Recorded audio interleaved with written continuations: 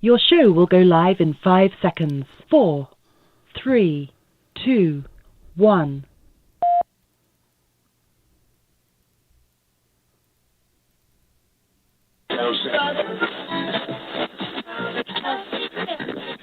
Prophecy Quake. This morning early the Lord spoke clearly these 2 words, I'm coming. The day of my return is at hand. Let my people know it's about to happen. What is about to occur will change world history. Nothing will remain the same.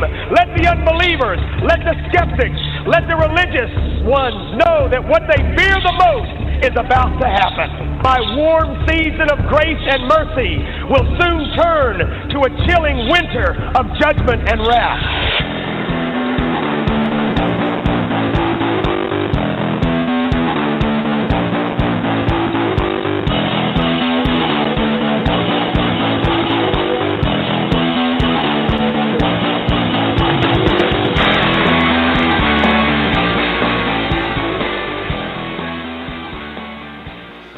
Good evening, everyone. I want to welcome you to this October 3rd edition of Prophecy Quake. I want to welcome you tonight. We're going to talk about some of the current events going on, talk about Las Vegas for a few minutes, talk about Antifa, talk about some of the communist plans to take over America tonight. So y'all bear with me, stay with me. I got a video to show you that's about 38 minutes long. It's explains about Antifa and everything, how the communists are taking over, trying to. So stay with me on that. Just want everybody to sit back and relax and listen in, and hopefully we'll get through this together tonight. But I want to start off first by saying, our prayers are with the people in Las Vegas that were affected by this shooting. Now, were there people killed? It appears that way, yes. Was this a false flag event to stir up for gun control and for the UN to come in and take over and confiscate all the guns and all that kind of stuff? It appears that way too. So we're going to talk a little bit about that tonight. It wouldn't surprise me if the shooter ended up being on psychotropic drugs, antidepressants or any of that kind of stuff. We did a couple of shows on that. We got one, the New Sorcery, the psychotic drugs, and Babylon Sorcery, psychotropic drugs, stealing the souls of men. Couldn't read my own handwriting. So if you want, those were done on May the 1st and May the 8th of 2016. So if you want to go back and listen to those on the dangers and the demonic stuff behind the psychotropic drugs and antidepressants and all that stuff, that'd be where you'd go to do that. Not going to get into that tonight, but I am going to, it wouldn't surprise me if this shooter was on those psychotropic drugs. And also, it wouldn't surprise me if he was part of the MK Ultra program. Pastor Dean did a little short 4 or 5 minute video earlier today, a little Prophecy Quake minute, alert. So I want to play that tonight, and here at the beginning, kind of get his take on this thing, and then we'll go into kind of what the MK Ultra program is for a few minutes, because we have new listeners all the time. We did cover this some time ago in other shows, but I wanted to kind of go through what the MK Ultra program is. And no sound on Blog Talk again. My stars. And this time, I know it's not my fault. It should be up and going.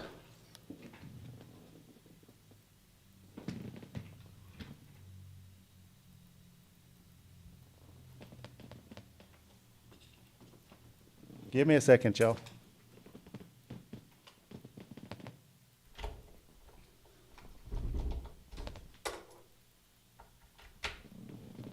Well, maybe it was my fault this time. With our problems we had Sunday, forgot to change out some chords on the soundboard, so we should be up and going now on Blog Talk, hopefully.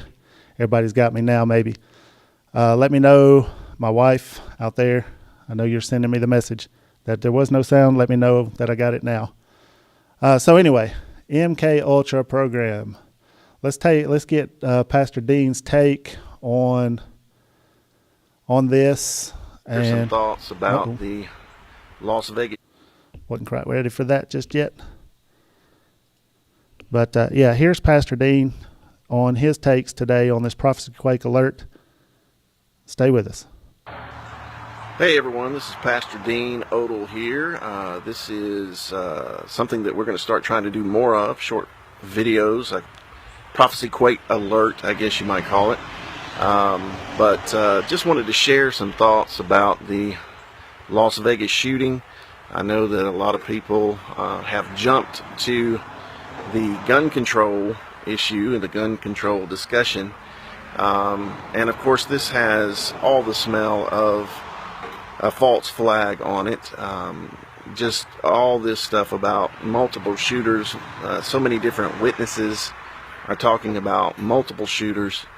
And of course the mainstream media, law enforcement pushing this idea of a lone gunman. It sounds so familiar, kind of like the Kennedy assassination almost. But I mean, let's just hear. I recorded this little clip from Fox News last night of a witness, and again, there's multiple witnesses talking about multiple shooters, and I'm just going to say this just has the smell of a deep state Illuminati false flag to again push the agenda of gun control, because they must disarm the United States to create the New World Order. But just listen to this one eyewitness that was at the Las Vegas shooting. She talks about running from where the bullets were hitting, and yet as she was running away and going through back alleys and roads, that it sounded like the gunshots got closer and closer, which would indicate gunfire from two different locations. But yeah, let's just hear the eyewitnesses. When you finally recognized what had actually happened here, and you looked out and you saw what was happening and people scattering, what did you see? We just ran. I was with two other girls. We lost each other immediately. We all went in three different directions. One friend ended up hiding in a dumpster outside of McCarran by the tarmac. Another one got in an SUV with also three victims. And I just ran to the left, but the farther away, through back roads away from the strip, and the farther I ran, the gunfire got louder, and it felt like it was getting closer, like they were right behind you, which led us to think there were multiple shooters. It sounded like there was they were super close behind us. Yeah. And the farther they ran, the closer they got. Many lives were changed last night. They say now might be the ricocheting of bullets. Mm-hmm. Jennifer Taylor, thanks for sharing your story with our audience. Sorry you both had to go through that. And our thoughts and prayers, obviously, with the families, as I'm sure many parents now with their kids in the hospitals, and they don't know the outcome of this. And so you heard it from that eyewitness that sounded like gunfire coming from multiple locations. But whether or not, it doesn't matter. I'm just going to tell you, all these mass shootings are demonically inspired. I mean, whether it's just demon-possessed people or people who are, MK Ultra people, or even, even deep state people that are loyal to the satanic, Luciferian global elite. But make no mistake about it, their goal is to disarm America. Their goal is to push the gun control issue, or to push such chaos in our country until they can justify an invasion of the UN into our country. And that is the goal, to create a new world order, a one world government via the UN. And to do that, they have got to defeat America, defeat the Constitution of the United States, particularly the Second Amendment, disarm the American people so they can conquer us. And that is the ultimate goal. So whether it is just demonically possessed lone gunmen, or whether it is Illuminati deep state agents who are perpetrating these crimes and then shoot a patsy in the head and claim he committed suicide, it doesn't, we can debate all these different ideas, but regardless, the agenda of Satan and the demons and the Luciferian Satan-worshipping elite is to disarm America and create a world government, an Antichrist world government via the United Nations. That's the agenda, and that's why you see all these mass shootings. That's why they've used multiple techniques to do these things. But the goal and the ultimate end, the satanic agenda, is to disarm Americans so that they can conquer us and create a world government. So don't ever let that slip from you. That is the agenda. So again, Pastor Dean Odell here. This is October 3rd, 2017. Stay safe. Stay close to Jesus out there. He is truly our only refuge. God bless. All right, well, there you have it. That's Pastor Dean's little prophecy quake alert from earlier this morning. Now, to get into this a little bit, he even mentioned, the MK Ultra, this guy possibly being that or part of it. The MK Ultra program, here's a little article I'm going to read to you about it, and it's pretty good. And this article was from 2013. It's from Gizmodo.com.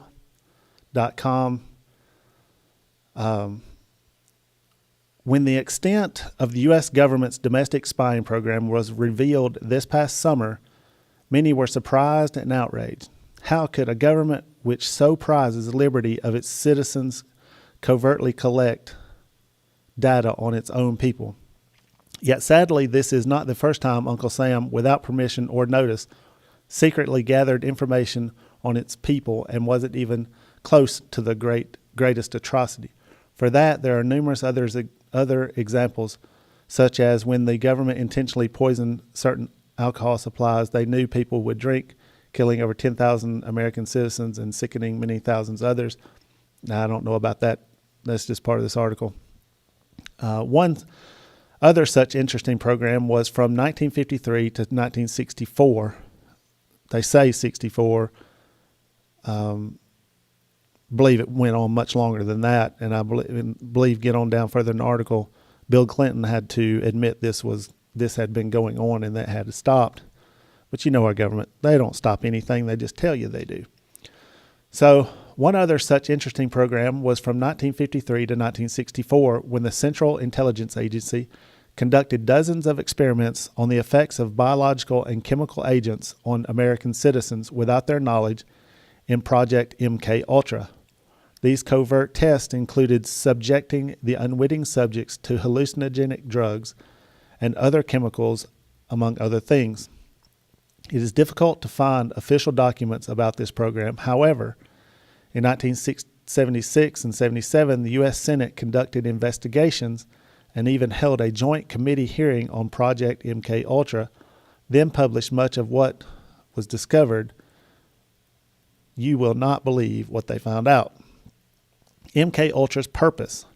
According to the hearing report, the project was intended to develop a capability in the covert use of biological and chemical materials. The motivation was also defensive, in that many were afraid during the Cold War that the Russians and Chinese had already developed weapons in this area, as the project's proponents noted.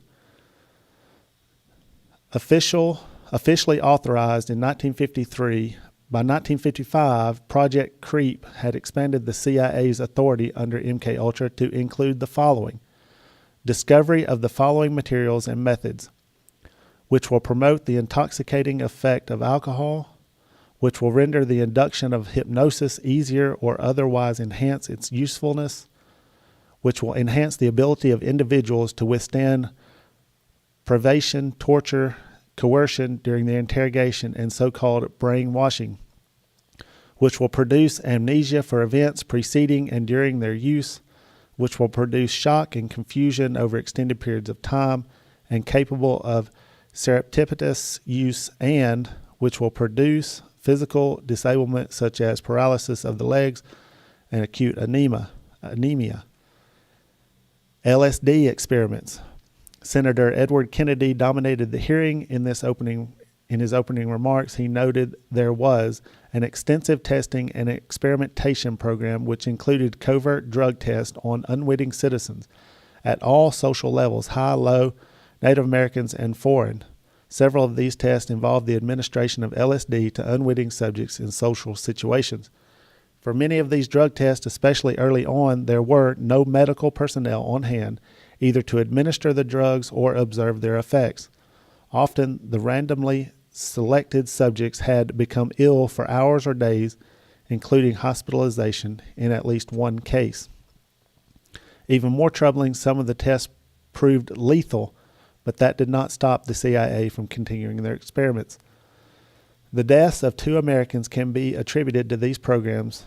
Other participants in the testing program may still suffer from the residual effects. The fact that they were continued for years after the danger of surreptitious administration of LSD to unwitting individuals was known, demonstrate fundamental disregard for the value of human life.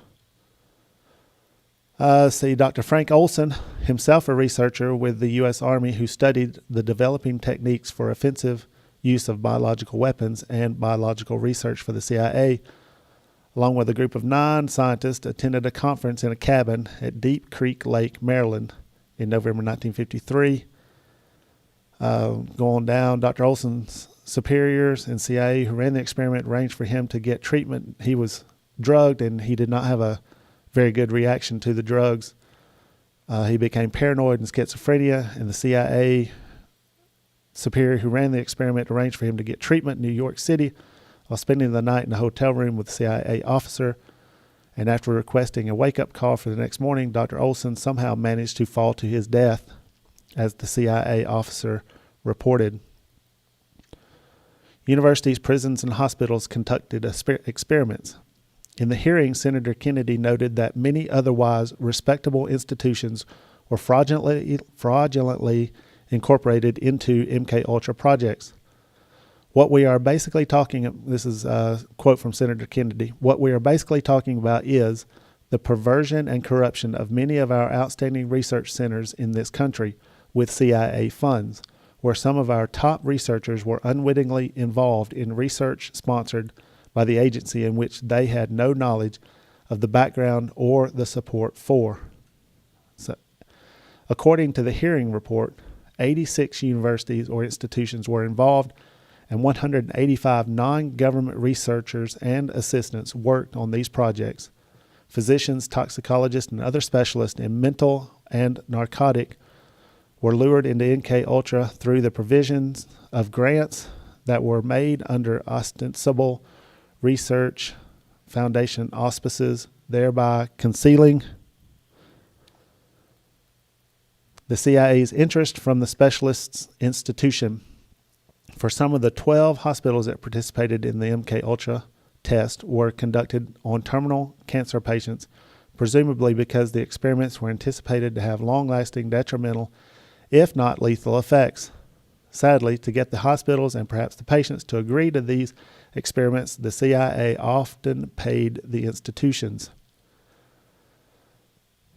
Likewise, many of the experiments conducted at the 3 prisons were done secretly. We also know now that some unwitting testing took place on criminal sexual psychopaths.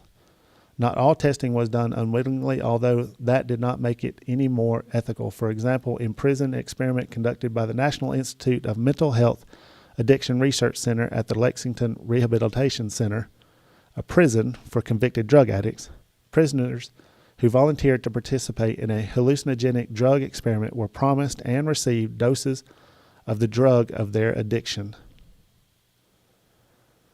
So, heinous covert experiments by the numbers. Project MKUltra consisted of 149 sub-projects, many of which appear to have some connection with research into behavioral modification, drug acquisition, and testing or administering drugs surreptitiously, including as follows. 6 sub-projects involving tests on unwitting subjects were conducted, 8 sub-projects involving hypnosis, 7 sub-projects including the use of drugs or chemicals, and so on. The CIA lost or destroyed all records of Project MKUltra.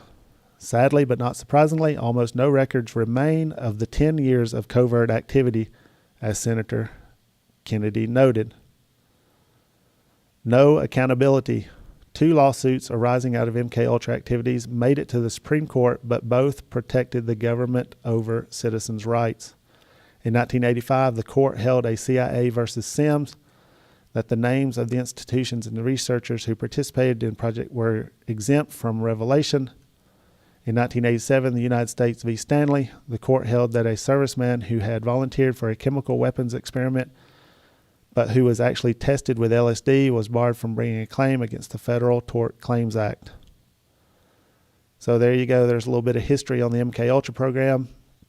So basically they were using LSD to brainwash and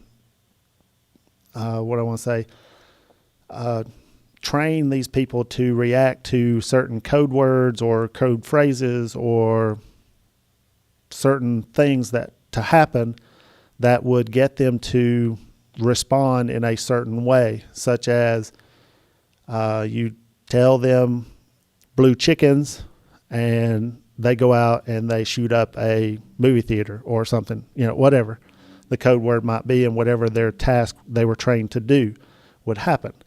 So it would not surprise me if this guy that just killed 59 people in Las Vegas was part of this project, because his age, the age he is, fits right in line with where the MKUltra program spanned through. So that's a little bit of that. Is he part of it? The MKUltra program, we'll never know. I mean, that is not something that is going to come out in the days ahead or weeks ahead. We'll never know. But as Pastor Dean was talking about, these are demonic, controlled people, and the agenda of the one world government is do anything to bring down the United States. So these people that are part of the MKUltra program, the CIA, our government, the deep state, whatever, I mean, this is the enemy from within. I saw an article right before we came on the air from WorldNet Daily. The headline from WorldNet Daily is a little bit misleading, but I'll get into the article for you just a minute. Shooter in bloody Vegas gun massacre was longtime federal agent. More than 48 hours after the worst mass shooting in modern U.S. history, police still don't have a motive for the horrific crime, but a more complete profile of the killer is beginning to emerge. Stephen Paddock, the Las Vegas shooter who killed 59 people at a country music festival, worked over a 10-year period as a letter carrier for the U.S. Postal Service, an IRS agent, and an auditor for the U.S. Department of Defense. A spokeswoman for the Federal Office of Personnel Management told the Associated Press Tuesday that Paddock's employment included 2 years as a mail carrier from 1976 to 78. That was followed by a 6-year stint with the Internal Revenue Service until 1984. And then he worked as a defense auditor for about 18 months. Defense auditors are required to undergo background checks to receive security clearance. The latest revelation suggests the U.S. government should have an extensive file on their former employee, Stephen Paddock, who not only worked directly for the government for 10 years, but then worked another year and a half for federal weapons contractor Lockheed Martin. With this institutional knowledge of how the federal bureaucracy works, Paddock was anything but the typical mass shooter. He would have been able to cover his tracks in the planning stages of his attack. So then it goes on to talk about ISIS, and they've doubled down, and they're saying that he converted to Islam and all that, and maybe he did, maybe he didn't, don't know. That may or may not come out depending on the agenda of the media. They want to keep things like that quiet. They don't want us to know that he was Islamic, if he was or not. So, there's a lot of evidence that there were multiple shooters in this. I saw a video of a taxi driver. She was videoing with her cell phone. She was parked at the hotel, the Mandalay Hotel, and you could hear the gunfire right over the top of her car. I mean, just bap, bap, bap, bap, real loud. And then you would hear it off in the distance. Well, I wrote that off as an echo. But then a little bit late, not long more in the video, you hear it off in a distance, And then you hear it over the top of her head even a little bit further longer. So it was not an echo. There was right over the top of her head and off in the distance. You could hear it plain as day on the video. And, and that goes along with a lot of these eyewitness reports, and especially what the one Pastor Dean showed. There's multiple videos of people saying there were multiple shooters. So, and the video of the taxi cab driver, they're telling us that Paddock was on the 32nd floor, but the video of the taxi cab driver showed muzzle flash on the 4th floor. So, we don't even know. We may never know what actually happened in Las Vegas. There's just the government and the media want to keep this quiet. There was the Church of Christ shooting by I believe he was Sudanese man in Tennessee, got zero news coverage for the most part. And that does not fit the narrative. This fits their narrative of get rid of our guns, to do away with, the NRA. And, of course, Hillary Clinton came out within minutes of the shooting saying we got to stand up to the NRA and all this kind of stuff. No waste no time. No tragedy goes without them jumping into it politically. They can't just pray for our country and let that be for a while. They've got to, we got to get rid of the guns right away. So, that it's going to take me over here with what they're wanting to do with the UN and, come in and take over America and get rid of, because the one world government has got to come. It's coming whether we want it or not. And they've got to be able to cripple the United States to get her out of the way, because we are really one of the only things standing in the way of this one world government coming, is our Constitution and, and all the guns that are in our country. And I found this very interesting. The communist takeover of America, 45 declared goals. So, and that's what we're looking at. If you really go back, you really look at communism and socialism and what all that is about, and you compare what they're about to what our left-wing Democrats are about, they basically line up. There's not a lot of difference. And I found these 45 goals very interesting. And, and a lot of them have already happened. Most of them, maybe even all of them but one, have all happened. So I'm going to read this little article. It was, I'm assuming December the 4th of 2002 maybe. Was this guy wrote this. You're about to read a list of 45 goals that found their way down the halls of our great capital back in 1963. As you read this, it says 39 years later, but we're a little further away than that. You should be shocked by the events that have played themselves out. I first ran across this list 3 years ago, but was unable to obtain a copy, and it has bothered me ever since. Recently, Jeff Rentz posted it on his site, and I would like to thank him for doing so. That's rense.com. I don't even know if it's still available. Number 1, U.S. acceptance of coexistence as the only alternative to atomic war. Number 2, U.S. willingness to capitulate in preference to engaging in atomic war.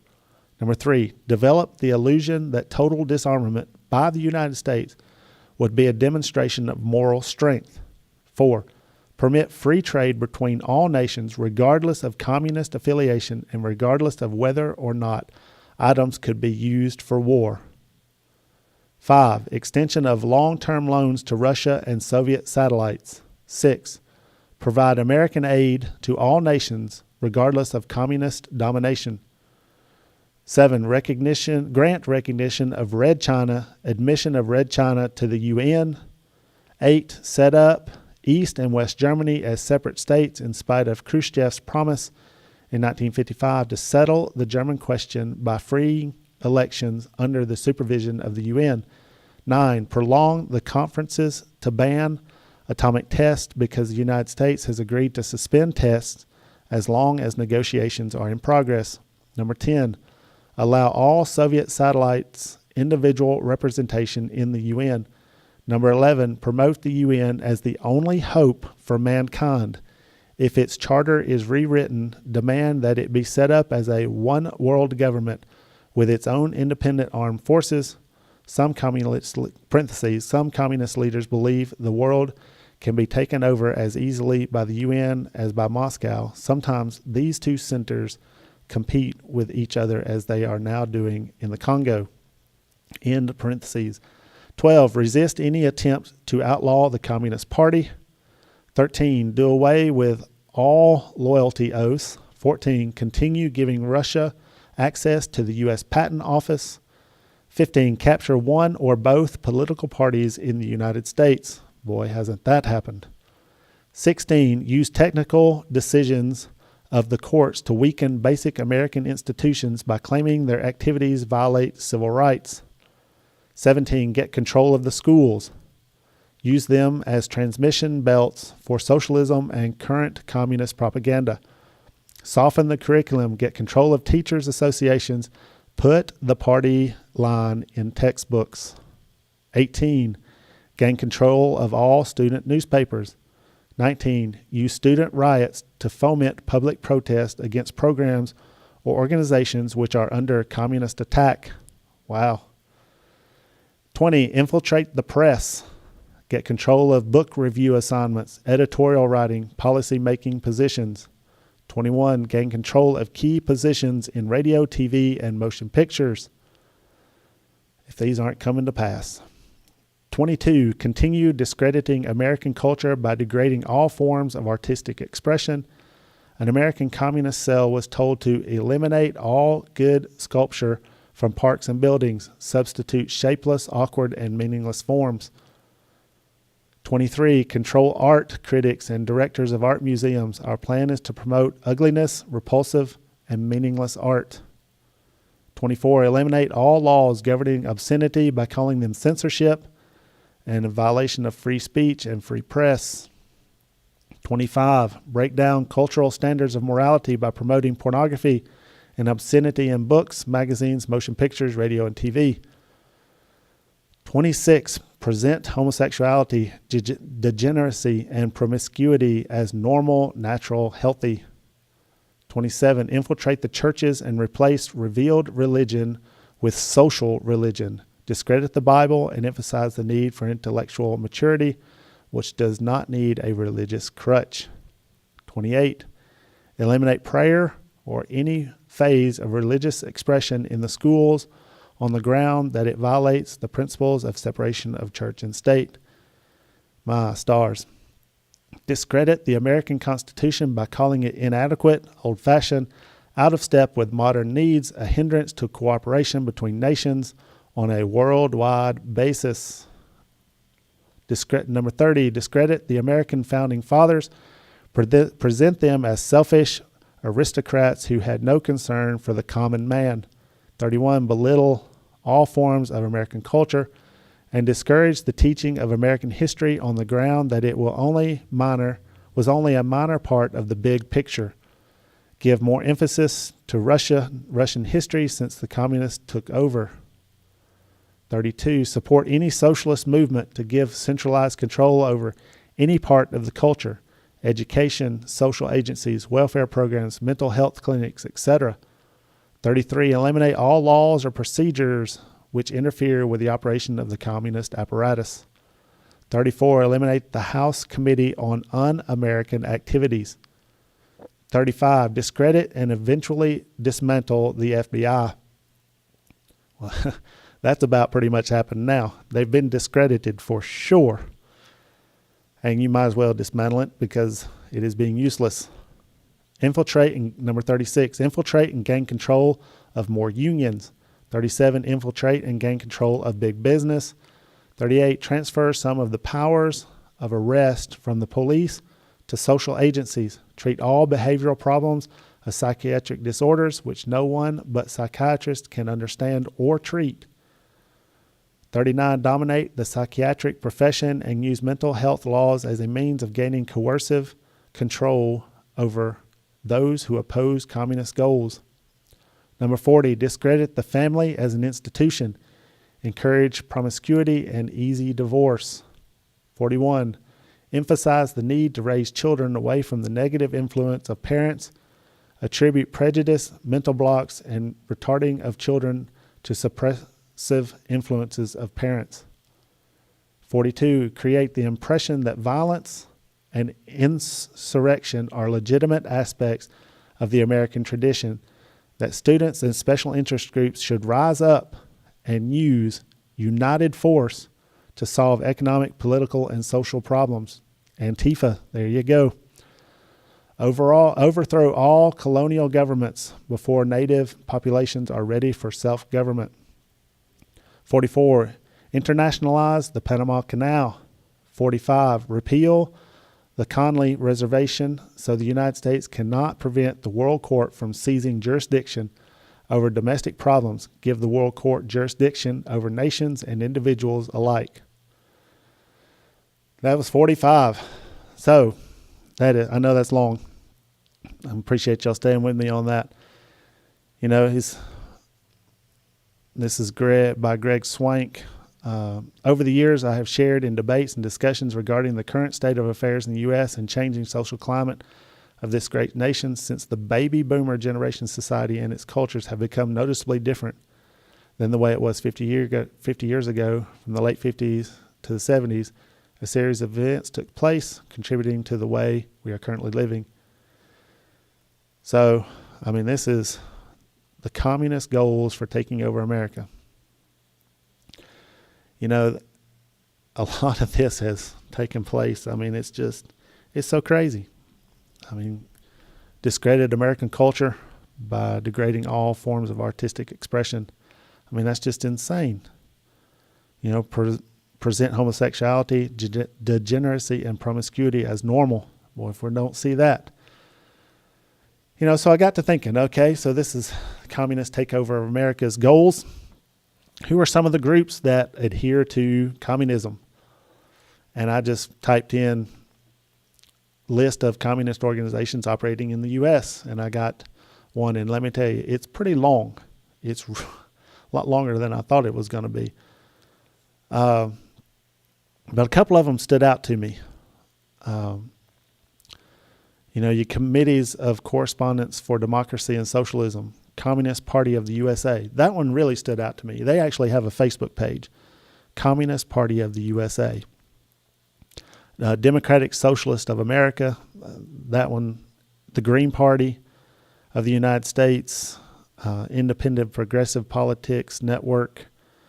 I mean, there's just this whole list. Black Radical Congress, American Indian Movement. I don't know about all these. So the Labor Party, Left Party, Left Green Network, New Democracy, New Liberty Party, New Union Party. I mean, goodness, I don't know, I didn't even count them. There's a lot. U.S. Marxist-Leninist Organization. I mean, so all these groups, they want to have these communist goals in place. And Antifa, anti-fascist, they call themselves, are the most fascist group of people within the United States that are coming against fascism, which is just ironic.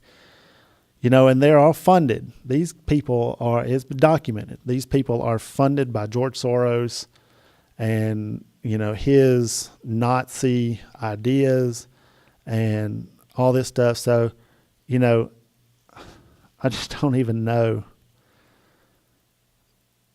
This is so amazing to me that we have these groups that are protesting in the United States about the United States.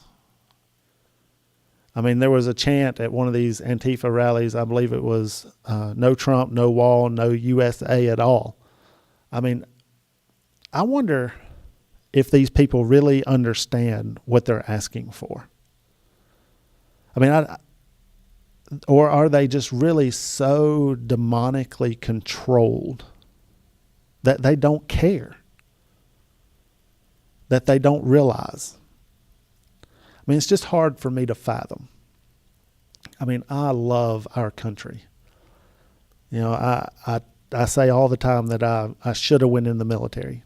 I was on the verge of it. I was right there getting ready to sign papers and couldn't do it. You know, and when, you know, I would have went to the Gulf War in 91, and I had friends that went, you know, and I look back on that, and because I love our country so much, I do regret not going into the military, especially after 9/11 happened. I mean, I was really too old then. I couldn't go. Surely I'm too old now. But I love our country. And I love the freedoms that we have.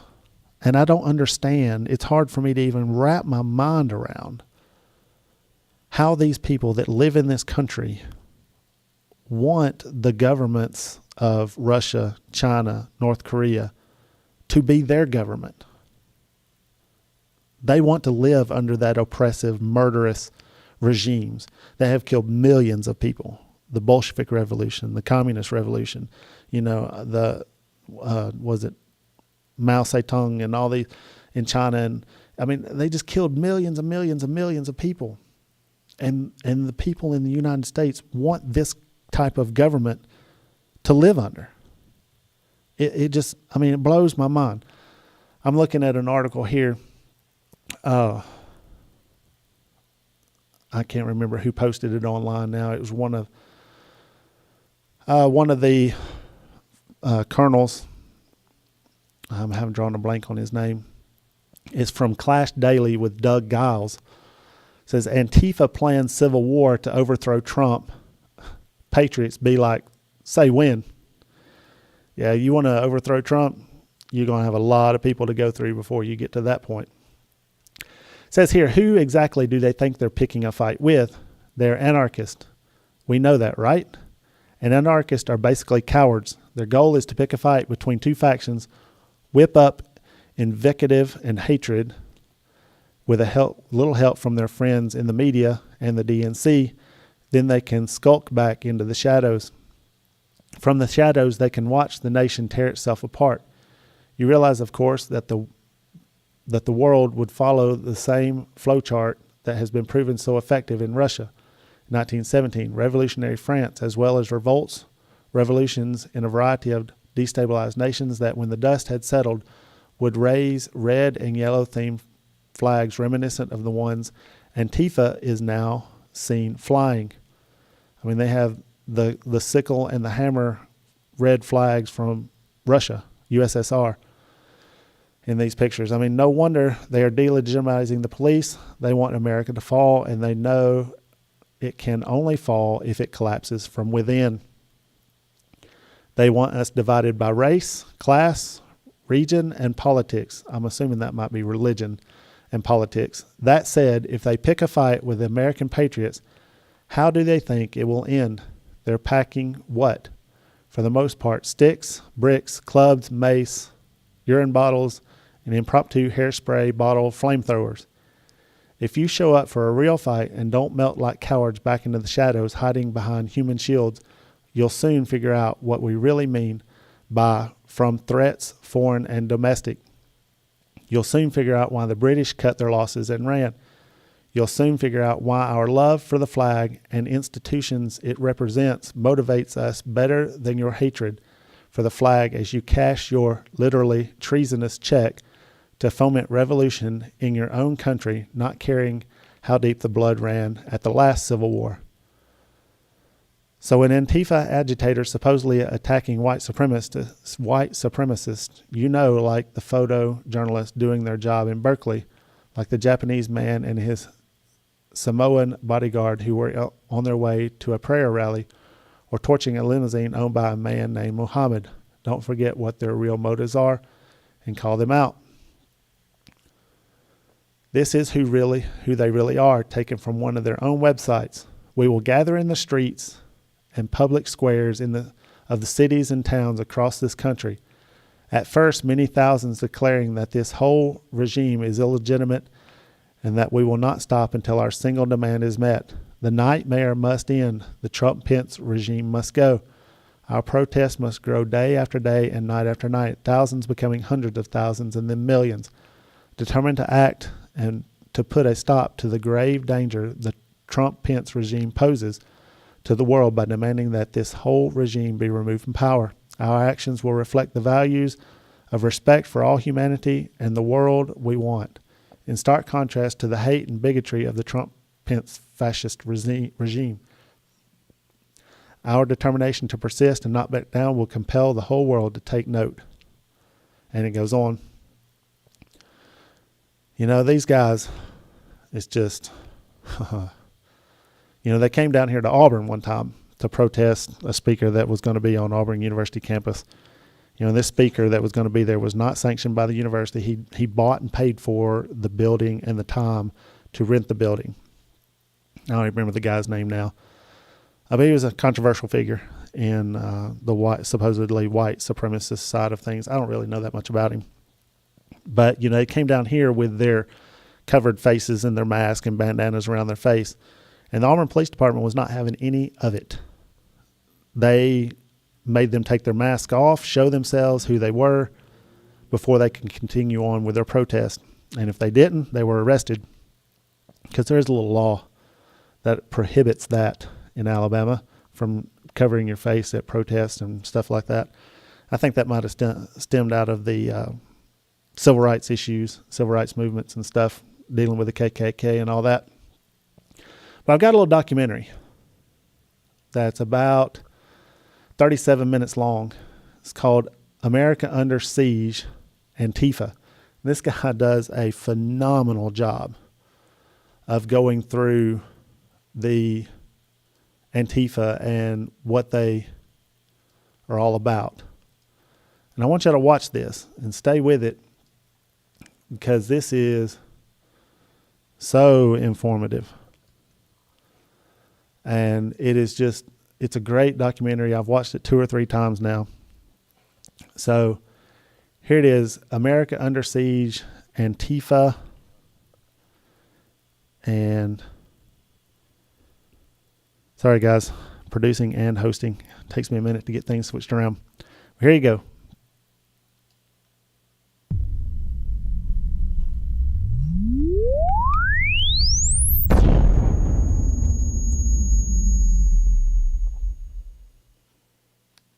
My name is Trevor Loudon. I'm a writer and filmmaker from Christchurch, New Zealand. I have spent the last several years in America and have addressed more than 400 audiences in over 40 states. My mission is to expose the influence of radical and terrorist groups in the mainstream political parties, academia, media, and the culture. In my recent travels, I've come across 2 phrases more and more often: Antifa and civil war. But who is Antifa? Why are they organizing? What are their goals? I knew from my 30 years of studying radical movements that Antifa would likely be connected to more mainstream leftist organizations. I knew that Antifa was a reincarnation of the so-called Black Bloc, a protest tactic where gangs of black-clad, masked street protesters engage in anonymous violence. These were the anti-Iraq War radicals who rampaged through San Francisco's financial district in 2003. The Black Bloc were part of the Occupy Wall Street movement of 2011. They were responsible for massive amounts of damage and chaos. The Black Bloc came back after the 2016 presidential elections, this time as Antifa, even more violent, smashing property and viciously assaulting all those who opposed them. There was also another difference. Numerous reports from victims and media alike of police refusal to intervene in incidents of violence. I became increasingly appalled by regular displays of extreme violence and disgusted by a mainstream media which either ignored, excused, or even glorified the thuggery. I think that a lot of people recognize that when pushed, self-defense is a legitimate response to white supremacist and neo-Nazi violence. I decided to do some digging. I immersed myself in the deepest recesses of the internet. Then I reached out to some of Antifa's most prominent opponents. And even if I didn't agree with them on many things, I sought out the most active warriors against Antifa.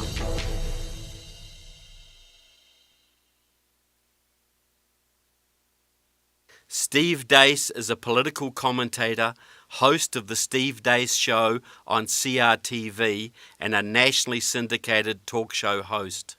You know, so much of what we are living through now actually comes from what happened in Italy in the 20s and the 30s, where you saw the clashes between the fascists and the Marxists there. And that's where Antifa comes from, the anti-fascists, people that wanted to go after the Mussolini regime. Leon Trotsky, creator and leader of the Soviet Red Army, formed the first Antifa-type units, groups of armed paramilitary thugs used to suppress opposition to communism in the years leading up to the Bolshevik Revolution. The Antifa concept was so successful that Trotsky spread it through Italy, Germany, and other European countries the communists were targeting for takeover. Antifa gained fame in the years prior to the Nazi takeover of Germany in 1933. The German Communist Party and the Social Democrats set up Antifa units to wage war on Hitler's street thugs, the brown shirts. From an ideological perspective, it's a sibling rivalry. Hey, we're the thugs around here. No, we're the thugs. Hey, we're the gangsters here. No, we're the gangsters. Hey, we're the tyrants here. No, we're going to be the tyrants. After the Nazis destroyed Antifa and the Communist Party, many former left-wing militants switched sides to the Nazis. It would make sense they would switch sides to the Nazis because they have the same exact plans. They have the same exact schemes. They have the same exact devices. The only difference is which group gains control. And so ultimately, if the other group gains control of this battle of the wills, if you will, then, if you can't beat them, join them. One internal SA report claimed that 55% of the brown shirt ranks were former communists or socialists. They called them beefsteak Nazis, brown on the outside, red in the center. In the 1980s, black-clad, ski mask-wearing protesters known as the Anonymous rampaged through German streets protesting against visiting American President Ronald Reagan. I have read and I have been questioned since I've been here about certain demonstrations against my coming. And I would like to say just one thing, and to those who demonstrate so. I wonder if they have ever asked themselves that if they should have the kind of government they apparently seek, no one would ever be able to do what they're doing again. Antifa resurfaced in the early 1990s. German communists and anarchists joined forces to combat gangs of neo-Nazi skinheads coming out of formerly communist East Germany. British communists and anarchists formed similar units to fight the British National Front. Opposition to a handful of real fascists soon morphed into violence against any opponent of the far-left agenda. The German intelligence service website explains that to Antifa, the word fascist has two meanings. Firstly, genuine Nazis. Secondly, anyone who supports the Western free enterprise system, capitalism.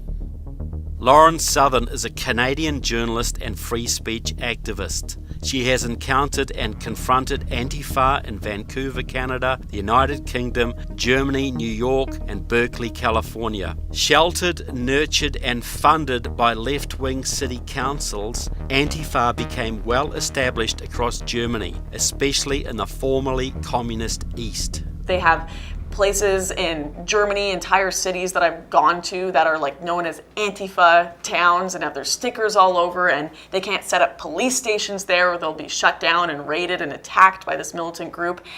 And they've just become a thing since Trump's election in America. They've really just started to get a wave of popularity there. And I'm worried that it's going to get as bad as it is in Europe. I was interviewing a young man in Germany who was like, please blur my face, please distort my voice in this interview. He wasn't saying anything particularly offensive, just something with a remote right wing. That would be an moderate idea in America. And he was so afraid because he said the Antifa in Germany would put him on their website and on their lists, and they might hurt his child. They might come after his job, his livelihood, crash his home. There are plenty of stories of the homes of fascists being raided and all their things being smashed. Milo Yiannopoulos is an English-born, American-based political commentator, media personality and journalist. Milo's speaking events have been attacked by Antifa on several occasions, forcing him to spend $500,000 a year on personal security. Antifa is an organization that claims to fight fascism, being anti-fascist, but is actually, the most fascist organization probably in the United States, dedicated to, closing down by violent means the speech of libertarians and conservatives and basically anybody they don't like. Anybody and who they don't like is a net cast very wide. Gavin McInnes was a co-founder of Vice Media. He has challenged Antifa repeatedly in New York and Washington, D.C. As a teenage anarchist punk, Gavin McInnes fought Nazi skinheads on the streets of Ottawa and Montreal. When I did my talk at NYU, I got pepper sprayed. They wouldn't let my guys in, so they stayed and fought. 2 of them got arrested, and they're just fighting a mob. I went and did my talk like this. Could barely see because it keeps dripping into your eyes from your forehead no matter how much you clean it. And they were screaming, "Whose campus? Our campus. Whose campus? Our campus," in a catatonic state. And I went over to my microphone. There's plenty of mics, and I couldn't do my talk. And the professors, by the way, pretended they were regulating this talk, but they weren't. They didn't kick anyone out. They just said, "Please sit down," just going through the motions, but they're implicit in all this. And I went over to the guy and I said, "Here's a microphone, come on up. Let's have it out." And as I brought the microphone to him, the way I describe it is it was like a radioactive dick. So as it got closer, he went, "Oh," and this sort of, whatever you call that meter, that radioactive meter, was going closer to him. And he'd go, "Oh, who's campus?" And then when it got really near his face, he'd just cringe. And then as I walked away, "Whose campus? Our campus. Whose campus?" And it got louder and louder. Most American Antifa came out of the anarchist movement. They were anti-authoritarian. They wanted no government, maximum freedom. Today's Antifa will still claim to be anarchist, but in fact have morphed into totalitarian communists. Nobody should own anything. So you support communism? I'm making a I am legit. What do you fucking think, dude? Do you understand who you're talking with? Social justice and peace. But how are they planning on bringing about social justice and peace by putting bombs in places where they would kill innocent people? Well, these guys actually believed that they were capable of overthrowing the government. They honestly believed that they were going to succeed, and that the only way to accomplish this goal of creating a communist society and government here in the United States was by strategic sabotage. What impassioned you to be involved in this? My dad probably inspires me the most, just what he did and me seeing what's going on and how it reminds me of everything that happened to him. That's probably my biggest motivation, aside from the fact that I love this country. I love this country, and I'm watching it, in my opinion, I'm watching it fall apart. And I feel like I need to get in there and do something. So your dad, Larry Grathwohl, tell us a little bit about what he did back in the 70s that makes him so exceptional. He was in Vietnam. He was in the 101st Airborne. When he returned from Vietnam, he went to University of Cincinnati, where he ran into the SDS, which was eventually turned into the Weather Underground Group, which is a domestic terrorist group from the 1960s and 70s. My father was the only FBI informant that was able to penetrate this group when they went underground. He was their runner. He would run messages between the Central Committee and other groups. And so he knew what the main characters in that group were doing at all times. He watched them plan bombings, watched them plan many acts of violence, and Antifa reminds me of the Weather Underground, just 30 years later. So one of the leaders of the Weather Underground, who I know your father knew very well, was Bill Ayers. Yes. The famous professor from Chicago. Yes. Who mentored Barack Obama. Yes. Bill Ayers is involved in the leadership of Refuse Fascism, one of the main Antifa groups nationally, actually. Yeah. A front for the Revolutionary Communist Party. How does that make you feel, seeing that man who your father knew back then as a terrorist, now leading Antifa today? Angry. I'm angry. This man should be in jail. Him and his wife, Bernadine Dorn, they should both be in jail. They should not be out. It makes me angry because he's out there pushing this, but not only is he out there pushing this now, he's been allowed to push this in our schools for decades. And I firmly believe that his teachings, just him and the liberal teachings, have made Antifa what it is. Jack Posobiec is a highly controversial journalist, activist, and former Special Projects Director of Citizens for Trump. He has served several tours in the Naval Reserves as an intelligence officer. Jack uses his intelligence skills to track Antifa activities. I'm not a Nazi. What are you doing, man? Hey! We were told 20 years ago that communism had collapsed, that communism was no longer a problem. Yet we see violence and anarchy on America's streets like we haven't seen since the 1970s. And at that time, we know it was communist directed, you know, by the Weather Underground, the Communist Party USA and others. So why are we seeing this violent, communistic sort of activity today when it's no longer supposed to be a problem? Because while the Soviet Union fell, right, the Berlin Wall came down, sure, that all happened. But the ideology of communism, the ideology of sort of those people in the 70s that you mentioned were out there in the streets. For a great part of the United States, certainly in the Democrat Party, those people that were out there in the 70s, Bill Ayers comes to mind, are now tied to the highest levels of the Democrat Party, the highest levels of the U.S. Senate, the highest levels of the U.S. Congress. They find themselves in many places. George Soros, Wall Street, a billionaire. And so having this amount of money tied to those ideologies is now, we're now seeing that even though, okay, the government, the infrastructure of the Soviet Union fell, certainly, but the ideology of communism was not defeated. While researching the funding of these radical groups, I came across information from the Capital Research Center. $50,000 was channeled to refuse fascism through the Communist Party-aligned Alliance for Global Justice. They received a $50,000 grant, which if you trace it back through sort of a liberal group, then a progressive group, then a globalist group, it actually goes back to the Open Society Foundation and George Soros. It's funny because it's almost like getting a game of whack-a-mole with George Soros, but it really does tie back to him in a lot of cases. I sort of look at Antifa as the ultimate Cloward Piven plan. They're like the ultimate expression of the Cloward Piven plan. And if you know that analogy, these were two professors at Columbia University in another era who took a look at America and realized she was never going to knowingly adopt Marxism because there's just too much freedom and prosperity out there. People aren't going to give that up without a fight, right? So instead, overrun the system with victimology, overrun the system with bureaucracy so that the system collapses. And then they feel as if they have no alternative but to turn to government to save us. Antifa is after the exact same thing. Create enough chaos in the streets, create enough bloodshed in the streets, people lose faith in their government. Chaos is the friend of the Marxist. Soviet communist leader Leon Trotsky, a master of propaganda, used the Soviet media to vilify all opposition to communism. Are there parallels with today's media? I think the people who are doing the dangerous There you go. We'll get started back on this, and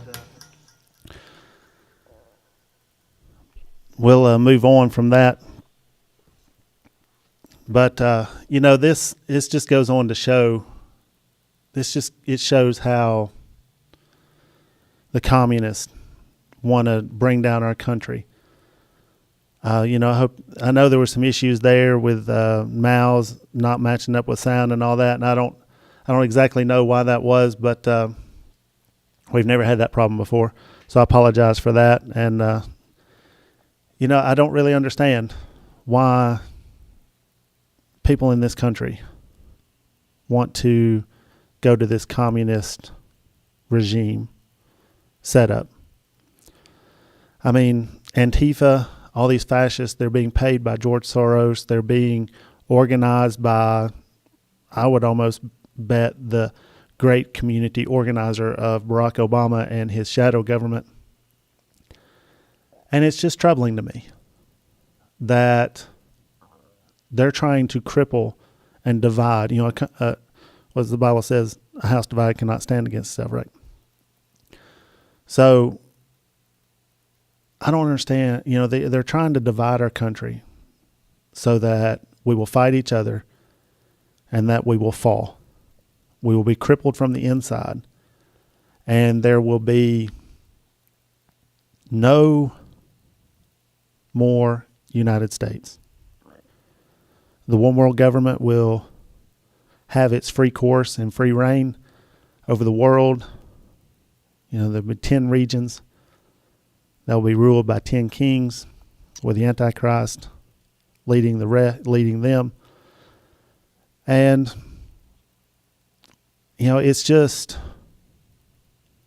it's completely troubling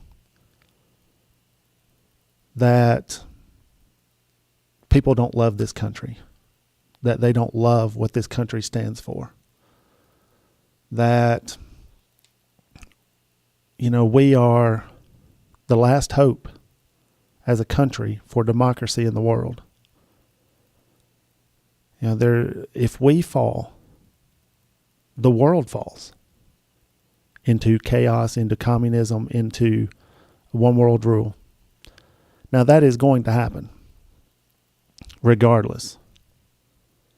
And I just hope that the United States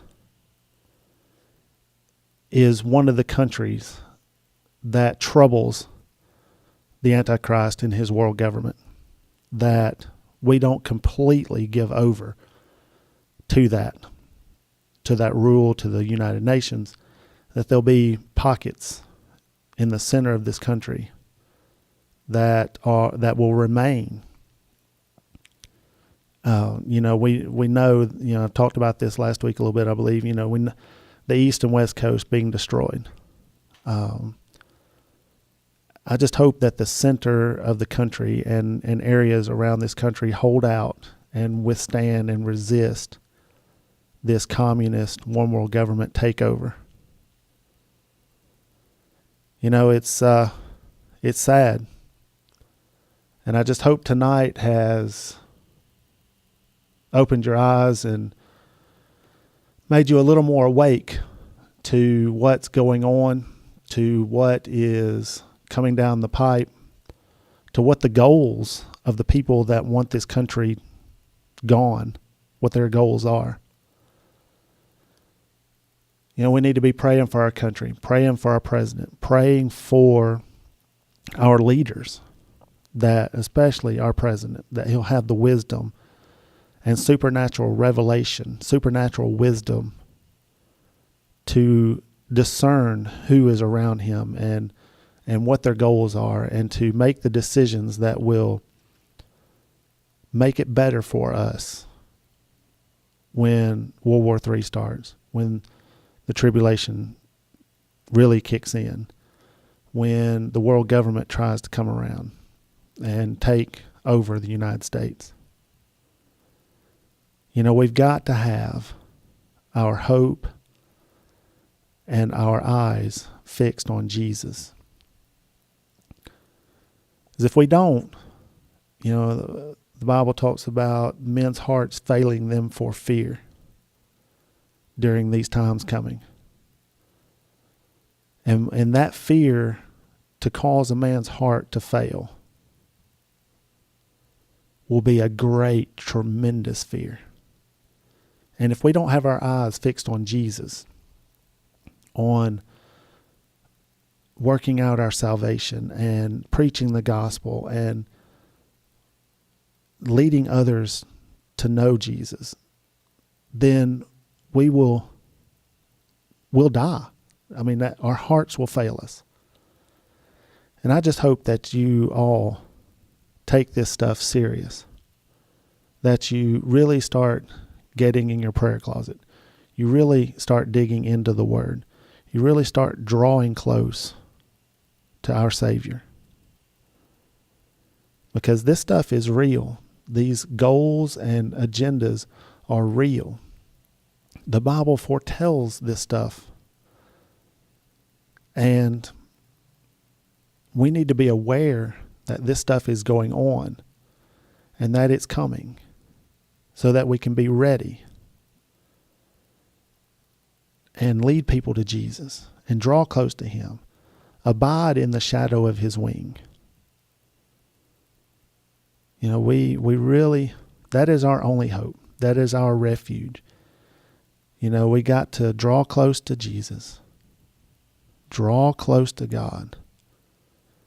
And know beyond what you know that Jesus is who He says He is. That He is the same yesterday, today, and forever. He will protect us. He will heal us. And that's something that we've got to get hold of too. You know, in the days ahead, if you go to the hospital because you're sick, you may or may not come back out. You know, you may be carted off to a FEMA camp. You may be carted off. You may be killed.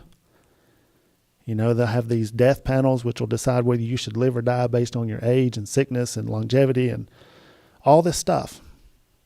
So we've got to rely on Jesus to be our healer, our salvation, our refuge. You know, we got to turn to Jesus for our healing before we turn to doctors. Not to say that you shouldn't go to doctors, but Jesus should be our first call. Our prayers, our using the authority of the name of Jesus that He's given us. That should be our priority now and in the days ahead. Walking in the authority in the name of Jesus. Being covered in the blood of Jesus. Washed white as snow. Repent, turn from your sin, and draw close to Jesus. You know, that's the only way we're going to make it in the days ahead. And I just hope this has brought a little bit of light to you tonight. I just hope that you have gotten something out of it. You know, we'll be here Sunday, starting at 11. The Lord willing and the internet working. The videos from Sunday are up on Facebook and YouTube now. Charter, man, they had a time on Sunday with outage all across the eastern seaboard, down through the southeast and all the way over into Texas and up into the Ohio Valley and all. I mean, it was crazy outage for Charter. So we weren't able to broadcast, but those videos are up on Facebook and YouTube now. So check those out. Be with us Sunday, 11 o'clock, right here. And then again Tuesday night for Prophecy Quake. Hope y'all had a good time tonight. I know I did. Y'all have a good week. We'll see you Sunday. God bless.